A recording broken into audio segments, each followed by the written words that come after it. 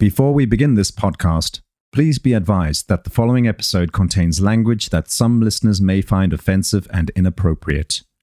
The opinions expressed by the host and guests are their own and do not reflect the views of the podcast producers. Listener discretion is advised. This week on Voices of a Killer, we bring you the harrowing crime of Trystan Westrip. In 2016, elderly pensioner Mary Shisler was enjoying her retirement in the Strafford outskirts, gardening, quilting, and studying her Bible until the day that 16-year-old Trystan darkened her door.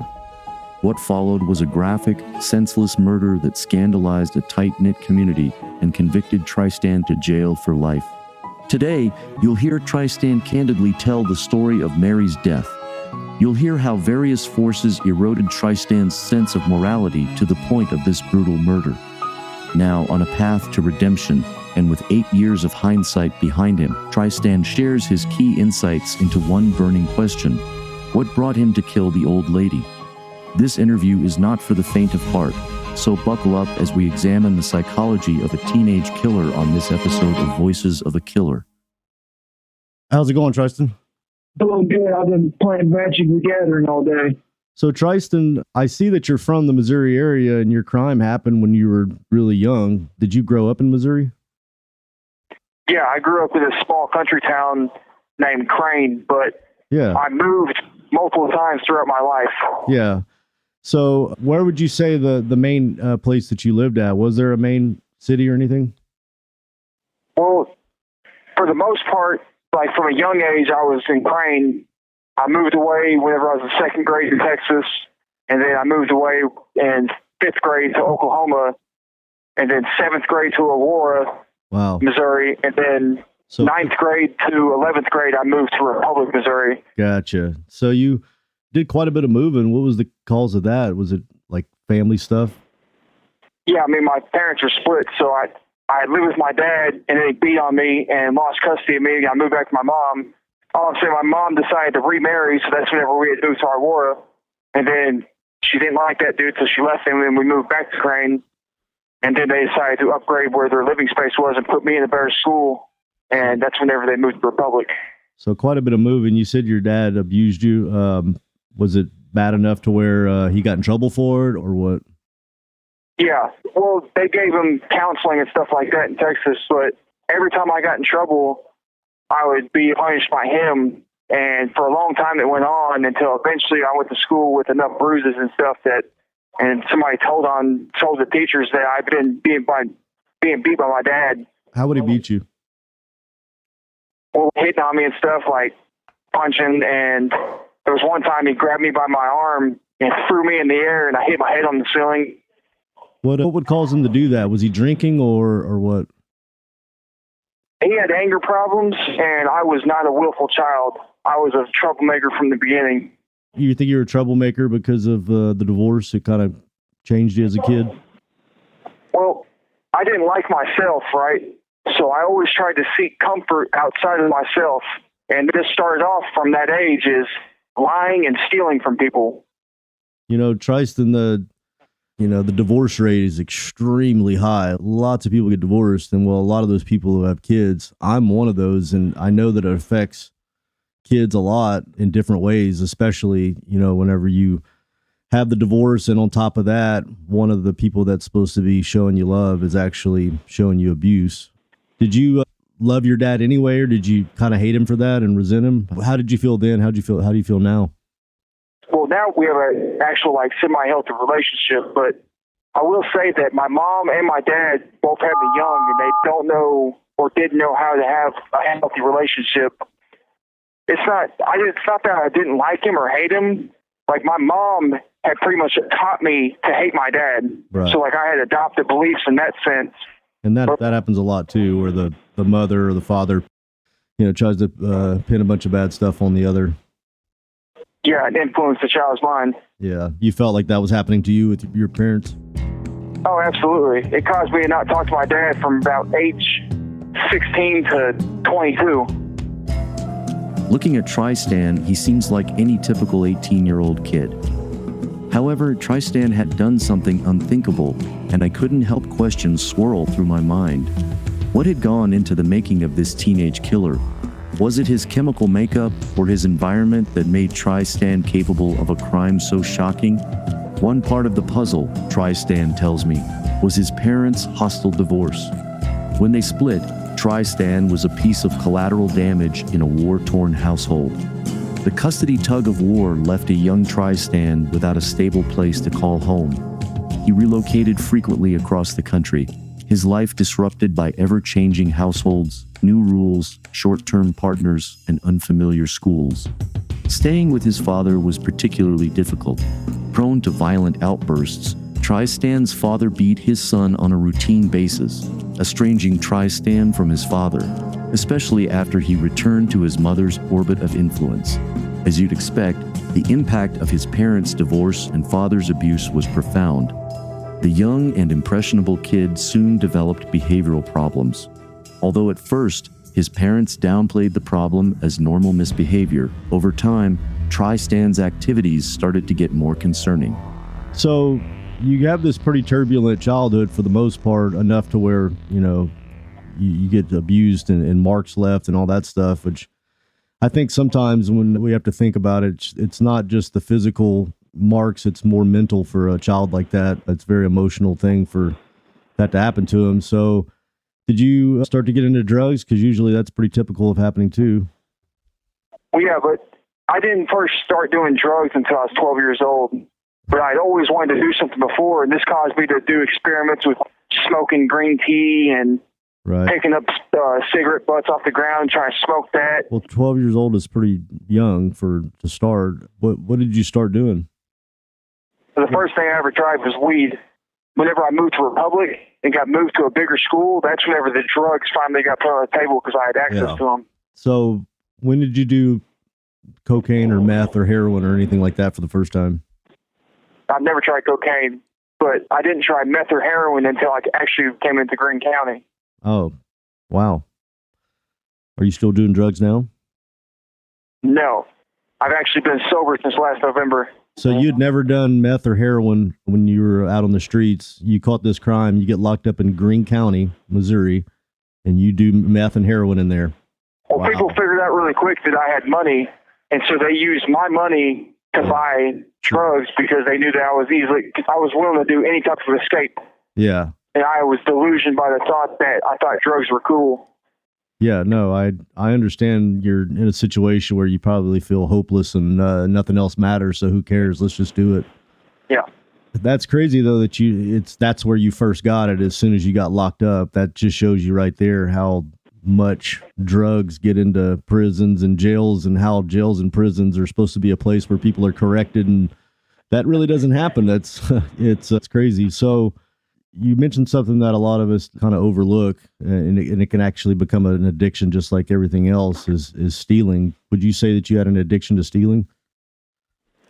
So based on me having unhealthy relationships with my family and pretty much everybody around me, I never liked myself as a kid. So like I always thought that, for instance, if you're wearing a hat, I would steal your hat from you and then I'd be like you. So I wasn't like me. So I always tried to get comfort outside myself by taking objects. And that quickly became the point to where anytime I thought I seen something I liked or I wanted, I stole it. It was just a matter of how long it took for me to get it. Right. When did you first start doing this? What age? I can't even remember, honestly. Pretty much all my life. Yeah. I figured out that if I wanted to take something that nobody else knew, it was mine, and then it just became over with. What's the biggest thing you stole? It's somebody's life. True. I'm glad you said that. What's the second biggest thing you stole? A vehicle. Happened to be the person that Mary Shisler lady that I killed. That the whole reason why I killed her is because I wanted her truck. Name something else you've stolen besides this crime. Pistol. Yeah, you got. I've pretty much stolen anything and everything that you could imagine. Well, keep going, because people in the Republic area might be listening to this and they'll be like, "Hey, I was missing that." So it'd be, name some other things. Well, I didn't have any discrepancy about who I stole from. I stole from my family. I stole from my friends. I stole from people I didn't know. Yeah, did you break into stores around Republic or Springville or anything? Well, I didn't break into them, but I'd go in there. I had this thing where I'd go in Walmart with a handbasket, and I'd fill it up and walk out. And if they stopped me, I just said I'd fill it up, or my basket was full and I was going to get a cart. So I had strategies behind my stealing and stuff. Yeah. So you were pretty much a klepto. Yeah, I had the belief that institutions and stuff like that are scams, and that if I can take it, it's mine, and that I shouldn't be paying them. I should be stealing it anyways because I'm good at it. So there was a lot of entitlement wrapped up in it. You basically convinced yourself that what you're doing is not, unethical. Yeah, and I didn't care about the consequences because I was so numb and callous to the fact of being in trouble. Yeah. Tell me, how did you wind up finally in Republic? Is that where you went to high school? Yeah, that's where I started, 9th grade. So, due to my history, I had spent more time in ISS and OSS in the Crane school system than I did in a regular classroom setting because I was always in trouble. And then once I started to get the reputation for being a troublemaker, I could never get out of trouble. Yeah. And it just always stuck with me. Yeah, that is one thing in high school, the reputation thing. Like the teachers kind of have it out for you after that, and it's kind of strange. So you're in Republic High School. Are you struggling with grades? Well, yeah. My freshman and sophomore year, I didn't really care about anything. And then especially sophomore year, it got to the point where I was doing more and more drugs, and that became what I cared about. And I just didn't care about school. And it got to the point where I stopped coming to school. Who's your caretaker at this point? My mom. So your mom's looking after you, and you're living in Republic. You're not doing well at school at all because of drugs, and probably you just kind of felt like that's your path now. Did you ever get in trouble with the law while you were in high school, besides this crime? Yeah. First thing I got in trouble with is I got caught having paraphernalia. My parents had called the cops on me. Your mom called the cops, or did she have a stepdad? Yeah, my stepdad actually had called the cops on me. What did he call? What prompted him to call the cops? Well, by this time I had been doing drugs, and I would go over to my friend's house and go to parties and stuff like that and hang out with people I shouldn't have been who are also drug users. And so they kind of got suspicious about me using drugs.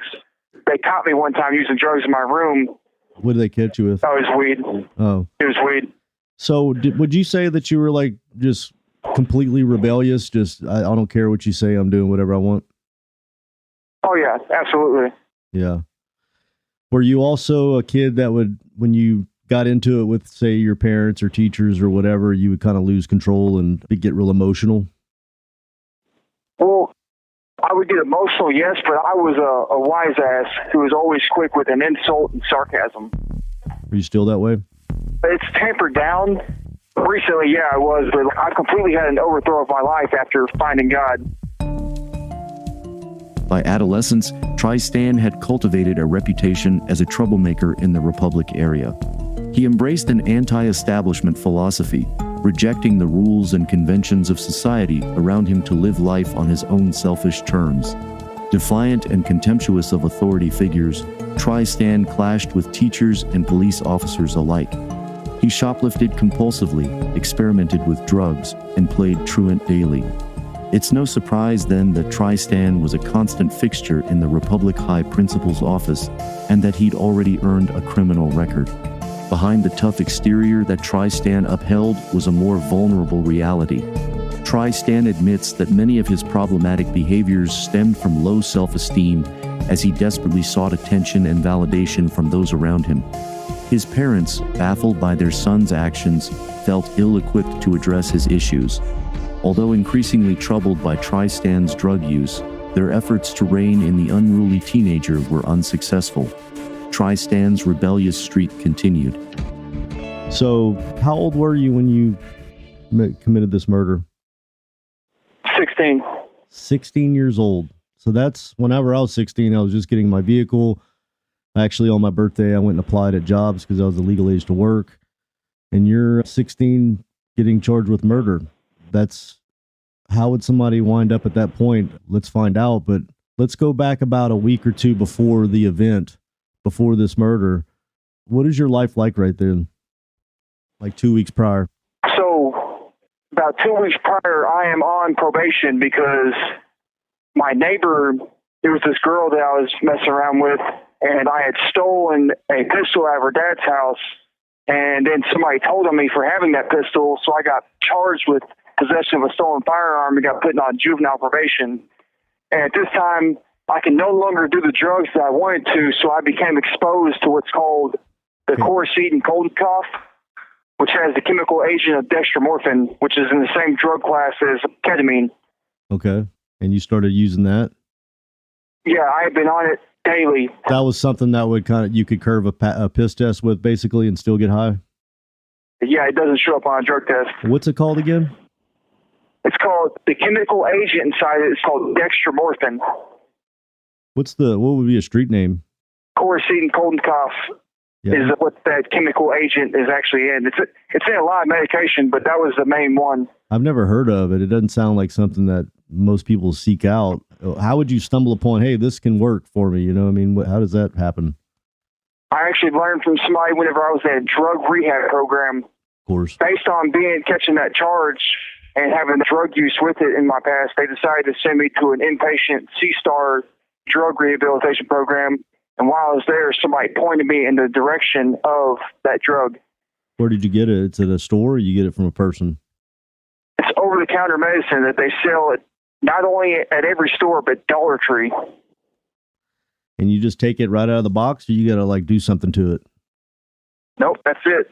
They sell it in pill form and liquid form. What does it do to you? It's like meth and heroin and hallucinogen. I feel like I'm pretty, well-versed on lots of drugs because I watch documentaries and I just know these things, and I've never, ever heard of this. It almost sounds like something that, I don't know. Is it against the law to buy it and take it like that? I mean, I don't know. No, it's over-the-counter medicine. Right. So if you get pulled over and you got a box of it with you, it doesn't even matter, right? They wouldn't even look at it. You were taking it in large quantities, I'm assuming? It goes by milligrams. So 300 milligrams would be an average dose that I would take, and I would dose up twice a day. As soon as I woke up, I'd take 300 milligrams, and around lunchtime, I'd take another 300 milligrams. It's supposed to be for cough? Yeah, it was like heart medicine, cough medicine. Okay, like a suppressant or something. So how long did you get on this stuff? Well, I had been doing it every day for about a month, but it was literally getting to the point where it was shutting down my body, and it was almost killing me. Wow. Yeah, and I didn't care because it got me really high. Right. Did your parents see your downfall? Unfortunately, I got exposed to this whenever I had just been out of that drug rehab program. So I went from a drug user they knew to this person who was doing good, and it helped me focus and want to do stuff. So they thought whenever I was high that I was sober. They didn't know that I was high. It literally was one point, I think it was like my sister's birthday or something like that, but they wanted to go out to dinner, and I decided that I wasn't going to do no drugs that day so I could be sober for my family. And my mom literally told me I was acting weird, and she thought I was high whenever I was sober. Dextromethorphan is the active ingredient found in most over-the-counter cough medications in the U.S. Nobody would bat an eyelid to see a bottle of cough mixture stashed in your drawer or book bag. But when abused, dextromethorphan can act like a hard drug. It can induce an out-of-body euphoria similar to ketamine, along with hallucinations and paranoia. Recently, it's gained popularity with the teenage market, a demographic often looking for a quick, cheap, and easily accessible way to get high. And with no obvious red flags or telltale symptoms, its use has largely gone unnoticed in society. Trystan's parents were also oblivious when their son began abusing dextromethorphan. Around this time, Trystan's life was in turmoil. After sinking deeper into drug use, Trystan had been committed to a rehab and slapped with a juvenile probation that restricted his access to drugs. He was introduced to cough medication as a viable alternative. Wary of his parents who had reported him to the police more than once, Trystan had learned to carefully conceal his drug use. Effectively, he lived a double life, pretending to be clean and reformed, while secretly relying on dextromethorphan every day. Ironically, at the height of Trystan's dextromethorphan use, his parents believed he had kicked his drug habit for good. It was only a matter of time before they found out the truth. We'll hear that after the break.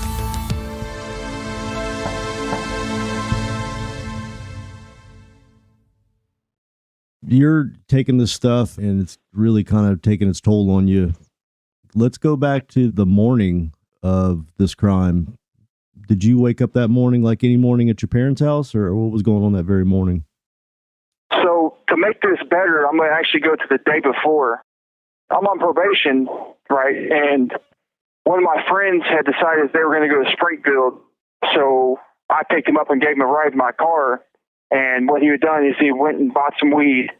And on our way back to his house, one of our other friends who we were mutual friends with called. So we went to him where he was at, and I got in the car, and they were smoking, and I had been exposed to weed, right? Yeah. And so whenever I got home, I had an 8 o'clock curfew, and I got home at about 8:02, and my stepdad comes storming out of the house, yelling at me for about being late for my curfew. And as soon as he gets close to me, he knows that I smell like weed, and he told me I was high. So he took my phone from me, he took my car keys, and he told me that he was calling the cops on me and sending me back to juvie. Did you freak out when he did that? No, I was pretty calm. Did he actually call him? Yeah, he was acting crazy, so I just gave him the stuff immediately, right? But I was underneath a sword. They told me that if I messed up and got sent back to juvie for any reason, I was going to be in DYS till I was 21. Do you think they were serious about that, or they were just blowing smoke? The judge said that. Oh, he's probably not blowing smoke. So you were pretty much scared of having to be locked up till you're 21. Yep. And whenever he took those keys, did you take off and run and leave?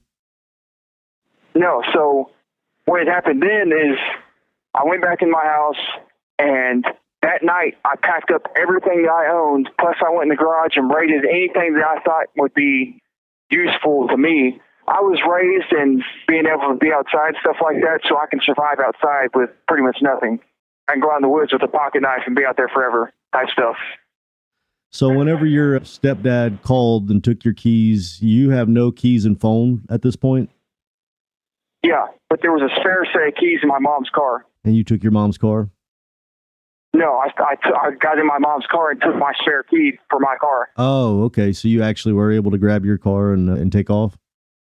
Yeah. I hadn't done it till the next morning. So you actually went to bed like everything was normal. And that night, when you go to bed, you're going to bed in your parents' house. This is the night before your life has changed and a lot of other people's as well. What is that night like? Are they pissed off at you, not talking to you? Or are they trying to be like reason and level with you, or what? They're scared of me, honestly, because I went in there and I pretty much told them that I told them everything about being high. I told them that this drug was a miracle drug and it changed my life, and I was continuing to do it. They were scared because wow. I was telling them everything in a matter-of-fact way. This drug essentially turned me into a robot.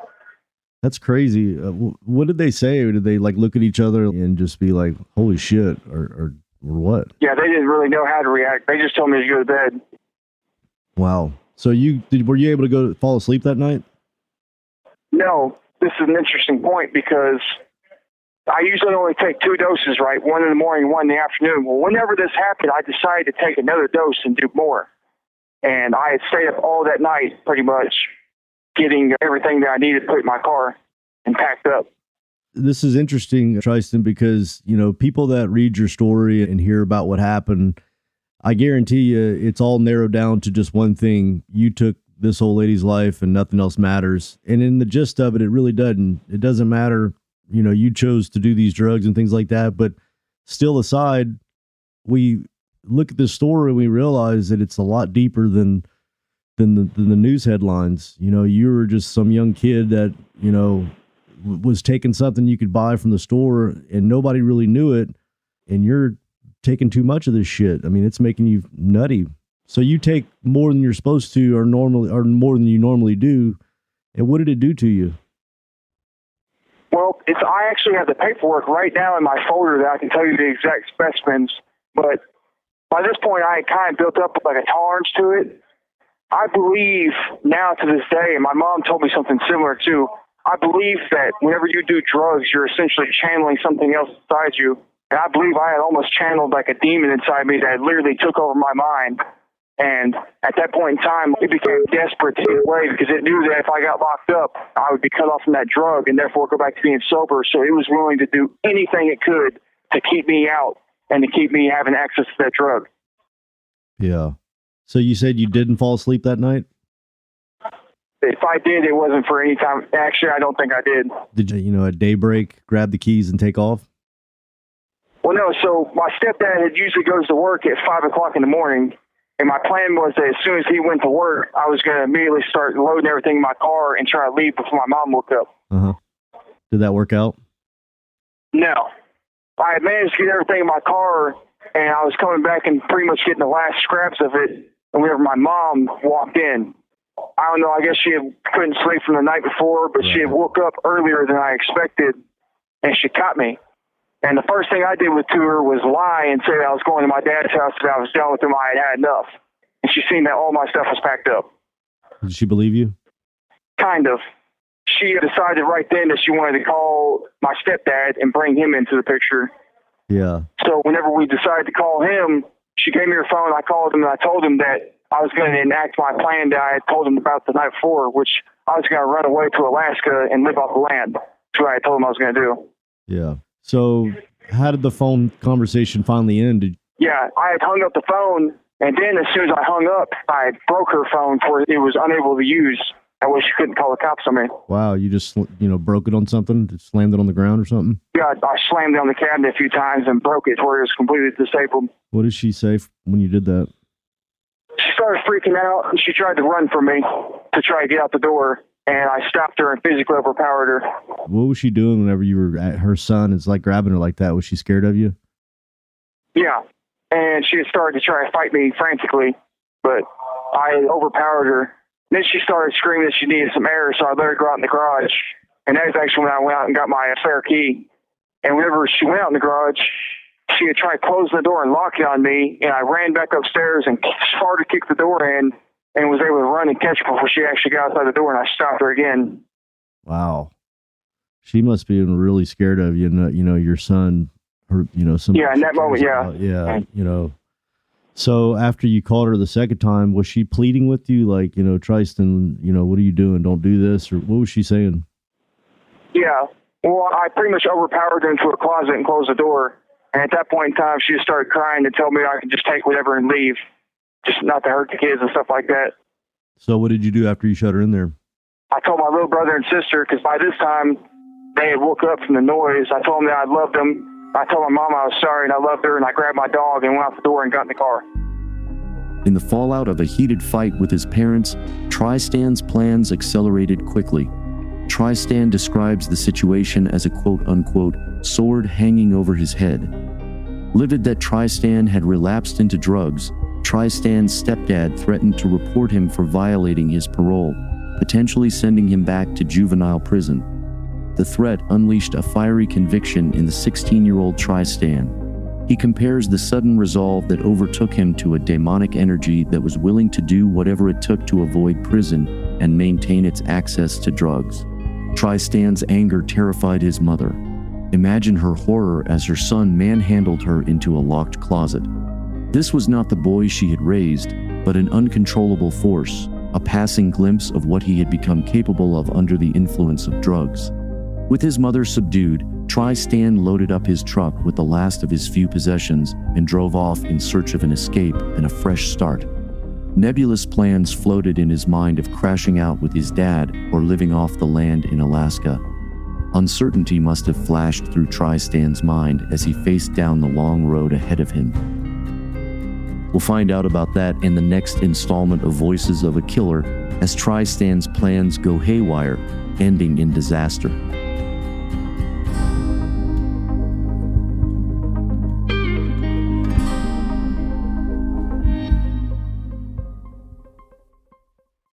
If you want to find out what happens next, right now, you can sign up at patreon.com/voicesofakiller. There you can find bonus content, early access, ad-free listening, and access to our chat community. So go to patreon.com/voicesofakiller to sign up now. Your support is what keeps us passionate about bringing these stories to you. That's a wrap on this episode of Voices of a Killer. A big shout out to Sonic Futures, who handled the production, audio editing, music licensing, and promotion of this podcast. If you want to hear more episodes like this one, make sure to visit our website at voicesofakiller.com. There you can find previous episodes, transcripts, and additional information about the podcast. Lastly, if you enjoyed this episode, please consider leaving us a review on Spotify, Apple Podcasts, or wherever you get your podcasts. Your feedback helps us improve and reach new listeners. Thank you for your support, and we can't wait to share more stories with you in the future. Thank you for tuning in. I'm your host, Toby, and we'll see you next time on Voices of a Killer.